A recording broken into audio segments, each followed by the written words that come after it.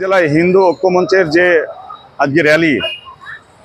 বাংলাদেশে হিন্দুদের উপর যে অত্যাচার, তাদের সম্পত্তি লুট, মেয়েদের উপর যে পাশবিক অত্যাচার, বাড়ি থেকে জোরপূর্বক মহিলাদের, মা বোনেদের তুলে নিয়ে যাওয়া,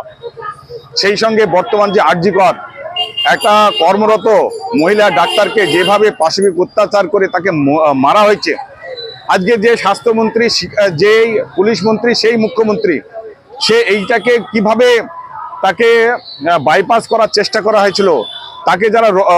ভক্ষক তাদেরকে কিভাবে রক্ষা করার চেষ্টা করা হয়েছিল। আজকে সেই জন্যেই আমরা এই সরকারে মাতৃশক্তি, মাতৃদের কোনো আজকে সুরক্ষা দিতে পারেনি। আজকে আইন শৃঙ্খলা বলে দেশে কিছু নেই, স্বাস্থ্য বিভাগ ভেঙে পড়েছে, শিক্ষা আজকে সব জেলের মধ্যে। তাই আমরা চাচ্ছি অবিলম্বে এই মুখ্যমন্ত্রী যাতে পদত্যাগ হয়, তারই দাবিতে, এবং যারা ন্যায্য আজকে আরজি করে যারা নির্যাতিতা, সে যাতে উপযুক্ত তাদের বিচার পায়, তার